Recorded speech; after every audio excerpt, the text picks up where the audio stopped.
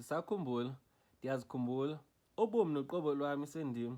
Namhlanje ndiyasaba ngumlo phakathi kwam nesipilisi loko sindikhumbuza. Ndiyazibuza uba bendingasabelanga, uba bendingayanga itshona ndinanga.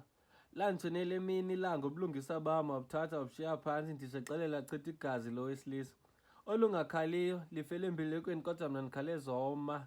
Ndikhale zoma. Lona ebuye ephindelele endicinazela ndibuza ndifuzisela ndoneni ndenzeni isihlungu esigaka ndimngaka ndixolisa ndingonanga ubuntombi bam ndingagananga. Isingqala ndimane ukuzithulisa ndiyamzondo wesilisa isimilo sam esigqiba imizwa yam eyiziba. Umfundisi ntsapho ezenzele endishiya ndize kanti osifundisa ntoni isizwe? Ndikhumbula ndiphakama ndiziqokelela iingceba zale yam intliziyo, umphefumlo udangele. Zoyibikela bana le nyewe ningaphinde nithi inyathi ibuzo kwabaphambili ndibabonile befa namthanyana. Intlukumezi yonzakalisa bangapha abasemathuneni ngesandla sendoda. Eyi, ndiyasabisa.